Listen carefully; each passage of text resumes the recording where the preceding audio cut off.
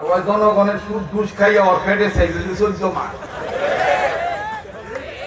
আমার লগে এরকম বহুত মোটা লোক কোলাকুলি করবার চায়, ওই দিন যে বিপদে পড়ি।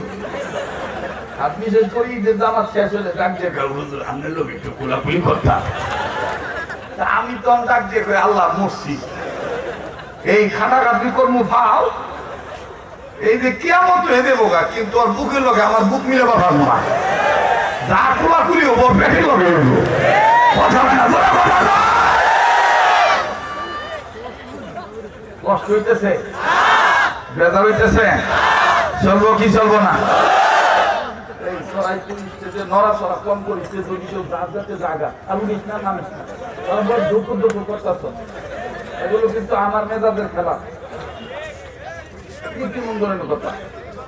এখন আমরা সবাই হতে চাই জান্নাতি স্টাফ, চলবে না বর্তমান কোন ডিস্টার্ব। কথা বলেন, আমরা সবাই হতে চাই জান্নাতি স্টাফ, চলবে না কোন ধরনের কোন ডিস্টার্ব। ঠিক আছে? মানুষ উলঙ্গ থাকিবে না, পোশাক পরিবে ইহাই ষষ্ঠ। গরু বকরি উলঙ্গ থাকিবে ইহাই ষষ্ঠ। খবরটা পাঠ করা হচ্ছে আজকের এই বাইতুল জান্নাত জামে মসজিদ, পাশাপাশি জামিয়া মাদানিয়া গাজীপুরের ঐতিহাসিক ইসলামী মহাসম্মেলনের মাঠ থেকে। দাদা বাবুদের ইন্ডিয়ানদের চ্যালেঞ্জের মাথা ঘুরে দেবো।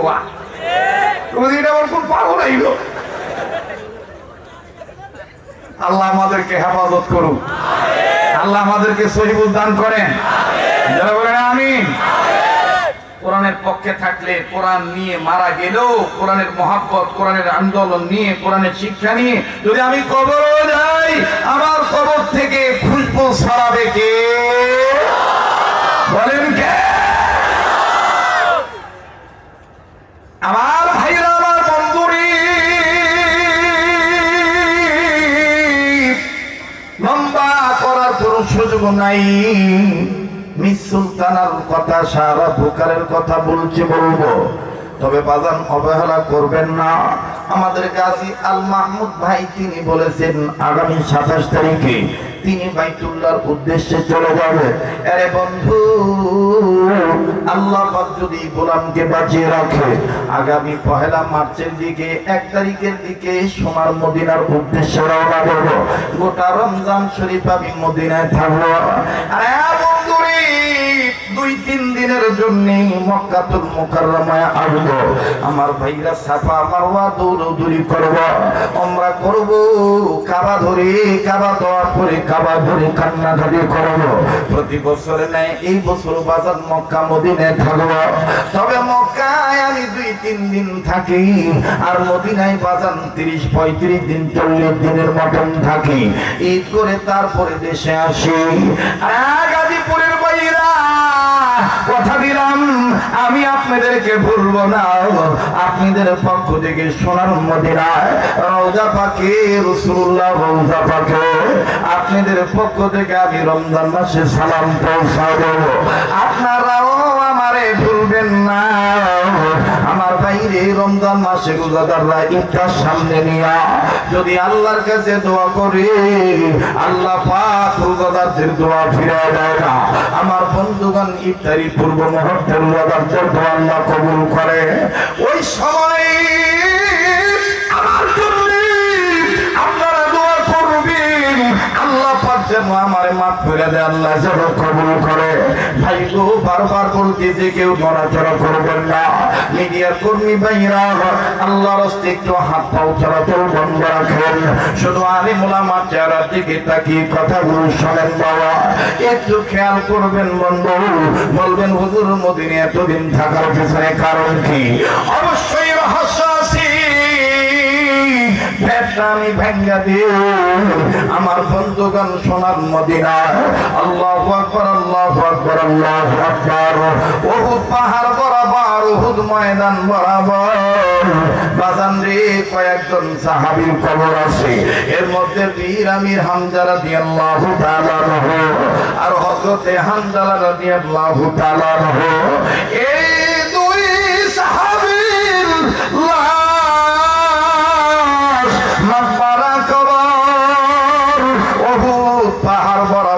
কেমন আছি আমার বন্ধুগণ, আল্লাহর কসম করে বলি, এখন থেকে শুরু করে কিয়ামত পর্যন্ত এই বীর আমির হামজালার কবর থেকে জান্নাতের ঘ্রাণ আমার বন্ধুগণ বের হইতে থাকবে।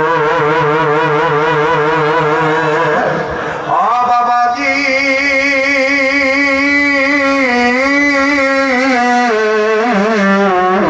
আমার বাইরে গত বছর ঘটনা বলি, কিতাবের মধ্যে যখন আমি পাইলাম হামজালার কবর জিয়ারত করলে নাকি জান্নাতের ঘ্রাণ পাওয়া যায়, মদিনার শায়েখকে ডেকে বললাম, হযরতজি হামজালা রাদিয়াল্লাহু তাআলা কবর জিয়ারত করব, ওনার কবর থেকে নাকি জান্নাতের ঘ্রাণ পাওয়া যায়। হযরতজি কান্দে আর ডাক দিয়ে বলে, বেটারে এটা তো সবার ভাগ্যে জুটে না, আল্লাহ যাদের কবুল করে তারাই পায়। শোনো বেটা, তবে একটা সময় আছে যখন তখন গেলি ঘ্রাণ পাওয়া যায় না, আর বাইরা কখন পাওয়া যায়। আমি বলবো আপনাদের অনেকের জানা আছে, রাত্র যত গভীর হবে এই পাগল সাধকের কণ্ঠ তত ক্লিয়ার হবে। একটু ধৈর্য ধরেন বন্ধু, প্লিজ কেউ কারো দিকে তাকাইবেন না। জীবনের শেষ বয়ান মনে করে বয়ান করছি। এটা কোন হামজালা? আল্লাহু আকবার। হযরতে হামজালা রাদিয়াল্লাহু তাআলা আনহু। আমার ভাইরে নবীর প্রেম দেখেন অন্তরে কেমন জমা করেছে, নবীর প্রেমে কেমন প্রেমিক ছিলেন। বিবি ব্যবহার করেছেন, গোসল ফরজ হয়ে গেছে, ফরজ গোসল করার জন্য পানির কাছে গিয়েছেন। ঠিক ওই মুহূর্তে শয়তানে মারদুদের পক্ষ থেকে কে জানি বলে বলে এলান করে বেড়াইতেছে, প্রতিটা মুহাম্মাদুন, নবী মুহাম্মদ দুনিয়ায় নাই, নবী মুহাম্মদকে কাফের বেঈমানেরা মাইরা ফেলাইছে। আর বাইরা হযরতে হামজালা মুখ ভর্তি করে পানি নিয়েছে, গোসল করবে, ফরজ গোসল করবে। যখন কানে আওয়াজ পাইল দিনের নবী মুহাম্মদ দুনিয়ায় নাই, নবী মুহাম্মদকে কাফের বেঈমানের কতল করে ফেলেছে, হযরতে হামজালা রাদিয়াল্লাহু তাআলা আনহু মুখ থেকে পানিগুলো ফেলে দিলেন। পানি ফেলে দিয়া একটা দৌড় মেরে বিবির কাছে আসলেন। বিবির কাছে আয়েশা ডাকে বললেন, বিবিরে দে দে তরবারি দে, বেঁচে থাকলে দেখা হবে দুনিয়ায়, আর না হয় দেখা হবে কিয়ামতের ময়দানে। বিবি ডাক দিয়ে বলে, প্রাণের স্বামী আপনি দুনিয়া পাক, আপনার উপর তো গোসল ফরজ হয়ে গেছে, আপনি কি ভুলে গেছেন নাকি? হযরতে হামজালা ডাক দিয়ে বলতেছেন, বিবিরে আমি বলি নাই, কিন্তু বিবিরে কার জন্য আমি গোসল করব রে বিবি? সমস্যা নাই, বুঝি আমার দিনের নবী মুহাম্মদ দুনিয়ায় নাই, নবী মুহাম্মদকে কাফের বেঈমানের কতল করে ফেলেছে। তাই বলি রে বিবি, কার জন্য গোসল করব? আমার নবীজি মুহাম্মদ নাকি কাফের বেঈমানেরা মাইরা ফলাইছে? তাই বলি বিবি তরবারি দে, ওই নবীর প্রেমে আমি জীবন দিয়ে শহীদ হব। যে দুনিয়ায় নবী নাই, এই দুনিয়া আমি কার জন্য গোসল করব রে বিবি? দে জলদি করে আমার তরবারি দে, বেঁচে থাকলে দেখা হবে দুনিয়ায়, আর না হয় দেখা হবে কিয়ামতের ময়দানে। ও নবীর প্রেমিকেরা, ওলি আল্লাহর প্রেমিকেরা, ও আলেমদের ভক্তরা,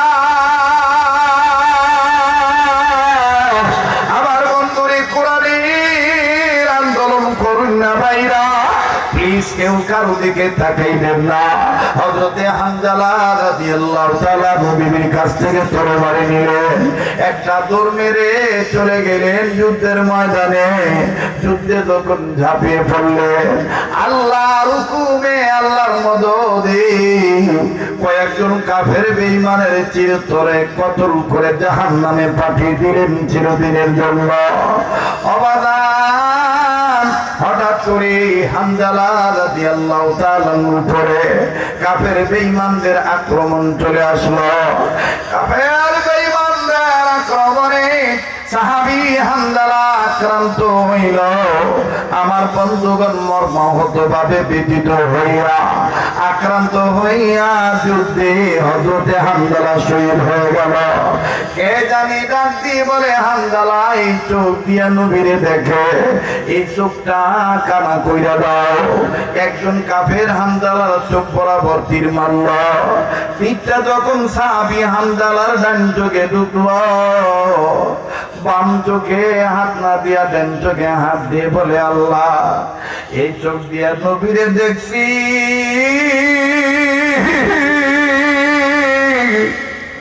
আজকে আমার এই চোখ কানা খুলে দিল। এই চোখ দিয়া হয়তো বা বুঝিয়া নবীরে দেখতে পারবো না, তবে গো আল্লাহ আমার এই চোখ আমি নবীর প্রেমে তোমার প্রেমে দান করে দিলাম।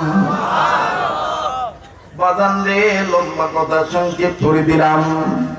সাহাবী হানজালা শহীদ হয়ে গেলেন। যুদ্ধ শেষ হয়ে গেল। আমার নবী সাহাবীদেরকে ডাক দিয়ে বললেন, সাহাবীরা রে, ধর্মকে প্রতিষ্ঠিত করার জন্য মিনাজুলুমাতি ইলান নূর মানিয়া, অন্ধকারের পথ ছাড়িয়া যারা আলোর পথে পথিক হইয়া জমিনে যারা দিনকে বাস্তবায়ন করার জন্যে, ধর্মকে প্রতিষ্ঠিত করার জন্য যারা জীবন দিয়ে শহীদ হয়ে গেল, আমি নবী বলে দিলাম তাদের লাশ খুঁজে খুঁজে বের করো। এই শহীদ সাহাবীদের লাশ বিনা গোসলে কবর দিয়ে দাও। আমি নবী বলে দিলাম এদের গোসল দেওয়া লাগবে না। সব সাহাবীরা আমার বন্ধুগণ খুঁজে খুঁজে শহীদ সাহাবীদের লাশ খুঁজে বের করলেন। বের করে যখন বিনা গোসলে শহীদদের দাফন দিতে যায়, ঠিক এই মুহূর্তে বহুদূর থেকে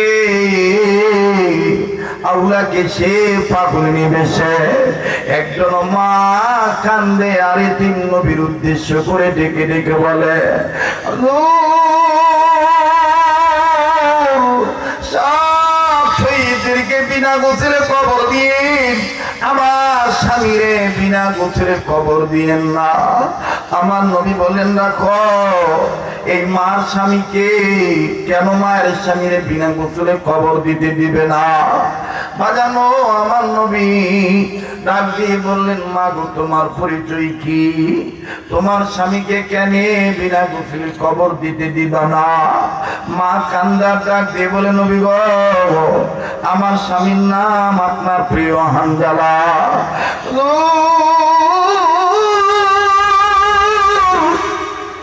আমার স্বামী হানজালা আমাকে ব্যবহার করেছে, তার উপর গোসল ফরজ হয়ে গিয়েছিল।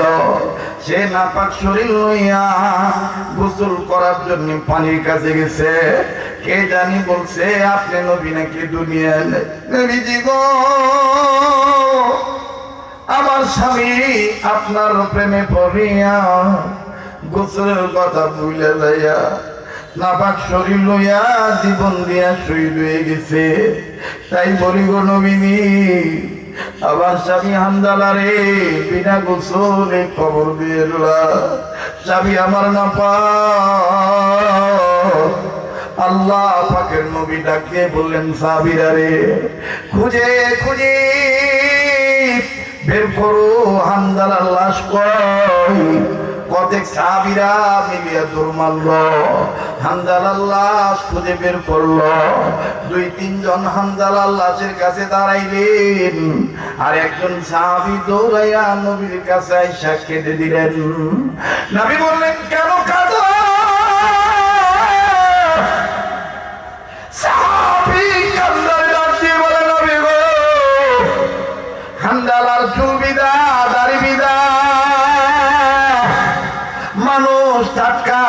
গোসল করলে যেমন মানুষের শরীর পশম থেকে পানি ঢোকা পড়ে, হামজালারে মনে হয় কে জানি গোসল করে দিছে।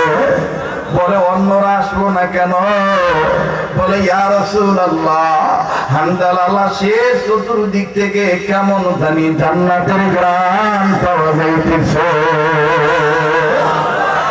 আর নবী বললেন কই কই চলো চলো, আমি নবীজি নিজে দেখবো।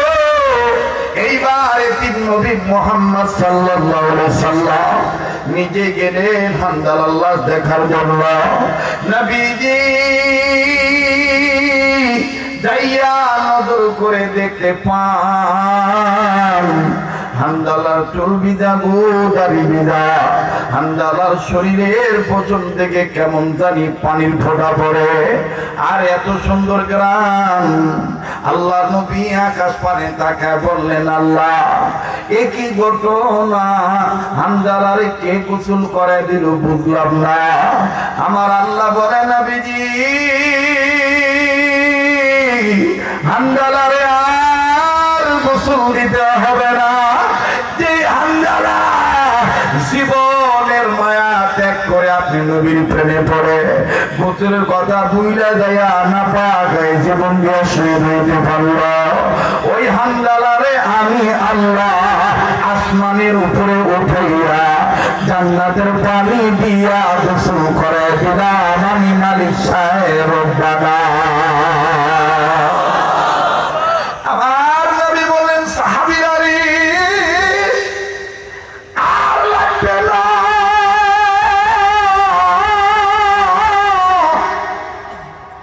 হামজালারে গোসল দেওয়া লাগবে না, হামজালারে গোসল করে দিতে সাহেব।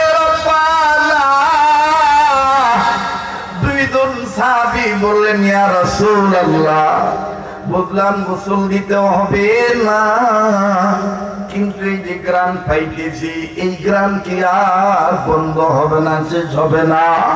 ফানাজালা জিবরাইল আমিন হাজির হইয়া ডাক দিয়ে কয়, ইয়া রাসূলুল্লাহ এই ক্ষণিকের জন্য আল্লাহ পাক গ্রামটা রুকায় রাখবে, কিন্তু আমাকে আপনার আল্লাহ আপনাকে বলতে বলে দিয়েছেন, আপনার যে উম্মতেরা হামজালার লাশ এই কবর জিয়ারত করবে, আল্লাহ পাক তাদের নাকের মধ্যে জান্নাতের ঘ্রাণ হামজালার কবর থেকে ঢুকাইয়া দিবে। কখন কখন হামজালার লাশের কবর থেকে ঘ্রাণ পাওয়া যায়, হামজালার কবর থেকে কখন জান্নাতের ঘ্রাণ পাওয়া যায়, সব সময় পাওয়া যায় না। আমার বন্ধুগণ আব্দুল্লাহ বিন মুবারক রাহমাতুল্লাহি আলাইহি লেখেন, ওনার কথা নকল করেছেন ইমাম বুখারী রাহমাতুল্লাহ আলাইহি। ইমাম বুখারী রাহমাতুল্লাহ আলাইহির কথা নকল করেছেন ওনার শাগির্দ। এইভাবে নকল করতে করতে করতে করতে করতে করতে পাকিস্তানের মুফতি মোহাম্মদ শফি রাহমাতুল্লাহ আলাইহি আবার বাবার কথা নকল করলেন তার সুযোগ্য সাহেবজাদা সাহেবুল ইলম আল্লামা তাকি উসমানী দামাত বরকতুল্লাহ আলিয়া। আবার আল্লামা তাকি উসমানীর কথা নকল করলেন মুফতি আব্দুল মালিক দামাত বরকতুল্লাহ আলিয়া। আবার মুফতি আব্দুল মালিক দামাত বরকতুল্লাহ আলিয়ার কথার মতন কথা বললেন আমাদের সেরেতা ওস্তাদুল আসাতিদা মুফতি মিজানুর রহমান সাইদ দামাত বরকতুল্লাহ আলিয়া। শুধু তাই নয়, আমার বন্ধুরা, আমাদের আরেকজন কাবির, আমাদের মুরব্বীদের মুরব্বী যাকে বলা হয় বাংলার সানি তকি উসমানী মুফতি দেলওয়ার হোসেন দামাত বরকতুল্লাহ আলিয়া। আমার বন্ধুগণ সমস্ত মুরব্বী বুজুর্গ উলামায়ে কেরাম একমত হয়ে বলেছেন, যারা আল্লাহর রাস্তায় জীবন দেয় আল্লাহ পাক তাদেরকে কবর রিজিকের ব্যবস্থা করে দেয়। তারা মরে না কিয়ামত পর্যন্ত তারা অমর হয়ে থাকবে। আওয়াজ দিয়া বলেন না সুবহানাল্লাহ। আয়া বন্ধু